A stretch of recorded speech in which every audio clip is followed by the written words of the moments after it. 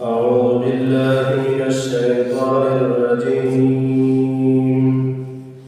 بسم الله الرحمن الرحيم. سبحانك لا علم لنا إلا ما علمتنا إنك أنت العليم الحكيم. صدق الله مولانا العظيم. وعن أبي موسى عبد الله بن قيس الأشعري رضي الله عنه أن النبي صلى الله عليه وسلم قال: إن الله تعالى يبسط يده بالليل ليتوب مسيء النهار، ويبسط يده بالنهار ليتوب مسيء الليل حتى تطلع الشمس من مغربها، أو كما قال رسول الله صلى الله عليه وسلم. معزز سامعین مسلمانانو، د دویم باب شروع په بیان د توبې ویستلو کې الله پاک ته توبه د ټولو ګناهونو نه ویستل دا واجب دي، او که انسان د بعضو نه وباسي د بعضو نه نه وباسي، د دې انسان د کومو ګناهونو نه چې توبه ویسته دي بعضو نه قبلیږي، خو دا بعضې ګناهونه بلا باقي پاتې دي. اوس توبې دپاره یو وخت معین نشته دی چې یو انسان وایي چې په دې وخت کې توبه قبلیږي، په دې وخت کې نه قبلیږي. نه، الله پاک د انسان توبه هر وخت قبلوي. هر وخت چې انسان الله پاک د خپلو ګناهونو اظهار وکړي او توبه وباسي، الله ته راجع شي او په خپلو ګناهونو باندې اقرار وکړي، پښیمانتیا ښکاره کړي، الله پاک د دغه انسان دغه ګناهونه معاف کوي، توبه ورته قبلوي، او دا بیا عزم وکړي چې زه به آینده دپاره بیا دا ګناه باندې اقدام نه کوم. رسول الله صلی الله علیه وسلم فرمایي: الله تعالی خپل لاسونه غوړوي د شپې دې دپاره چې هغه انسانان الله ته توبه وباسي چې کومو خلکو د ورځې ګناهونه کړي، د هغې ګناهونو توبه وباسي الله پاک ته. او بیا رسول الله صلی الله علیه وسلم فرمایي: الله پاک د ورځې خپل لاسونه غوړوي او د هغې خلکو توبه قبلوي الله پاک کومو خلکو چې د شپې ګناهونه کړي دي. نو دې حدیث کې رسول الله صلی الله علیه وسلم بیان د دې وکړو چې الله پاک د شپې هم لاسونه غوړولي دي او د ورځې هم غوړولي دي. یو انسان که د شپې توبه وباسي، که د ورځې وباسي، هر وخت چې توبه الله ته وباسي الله پاک توبه قبلوي تر هغې وخته پورې. رسول الله صلی الله علیه وسلم فرمایي: حتی تطلع الشمس من مغربها، تر دې پورې چې نور د مغرب طرف نه راوخیږي. کله چې د مغرب طرف نه نور راوخیږي نو د انسان توبه باندې شي، د انسان توبه نه قبلېږي.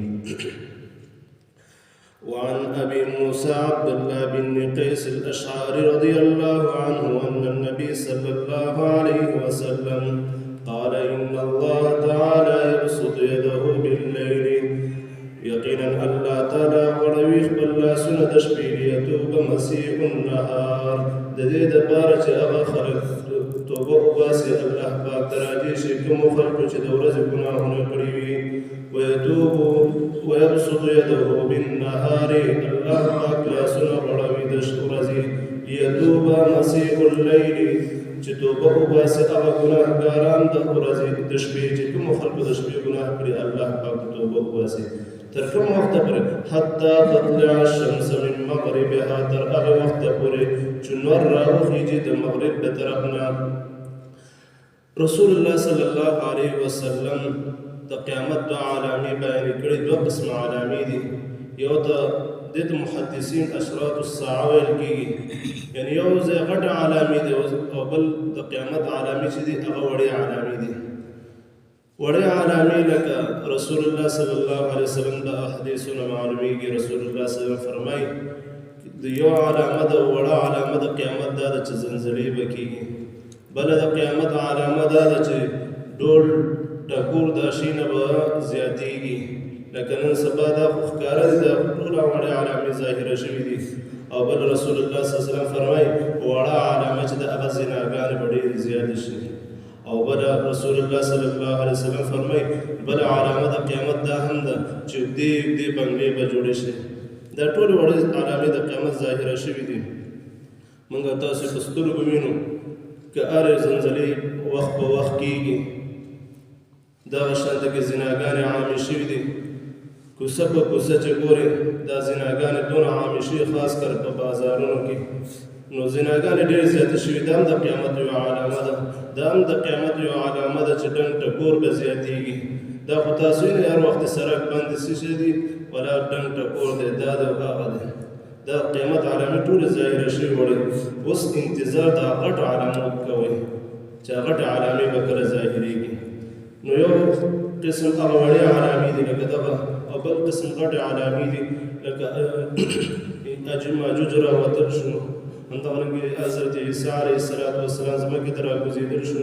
یوه علامه پکې دا هم ده چې کله لمر د مغرب طرف نه راوخیږي، مغرب طرف نه به راوخیږي تر نیم اسمانه پورې به دا نور راشي، بیا به واپس بیرته مغرب طرف ته روان شي، او بیا به خپل زوړ حالت باندې مشرق طرف راخیږي، په مغرب طرف به کوزېږي. نو دا د قیامت یوه علامه ده. تر هغې وخته پورې الله پاک د انسان دعا قبلوي، خو چې کله دغه لمر راوخوتو بیا د انسان توبه نه قبلېږي، بیا نه ایمان قبلېږي او نه توبه قبلېږي. که یو کس د نور راختلو نه وروسته بیا دغه وکړي چې د مغرب طرفه نور راوخېږي. د دې حدیث نه دا معلوم شو چې یو انسان دپاره وخت نه دی معلوم چې انسان څه وخت کې توبه وباسي، بلکې انسان به هر وخت توبه وباسي. په توبه کې به تاخیر نه کوي چې ته ولې نن وباسم سبا وباسم، توبه کې به تاخیر نه کوي. ځکه یو علامه خو دغه شوله چې د انسان توبه نه قبلېږي کله چې د مشرق طرفه راوخېږي، او دویم انسان چې کله د غرغرې حالت ته ورسېږي په دغه وخت کې انسان توبه نه قبلېږي. نو توبه کې تاخیر نه دی پکار، هر وخت الله پاک ته توبه ویستل پکار دی. نه به ورځ ګورې نه به شپه ګورې. اول ګناه کوم، که ګناه درنه وشوله بیا سمدستي الله ته راجع شه او د هغې ګناه توبه وباسه الله پاک ته. بیا هغه ګناه باندې اقدام مه کوه چې ته بیا کوم ځلې هغه ګناه وکړې. وصلی الله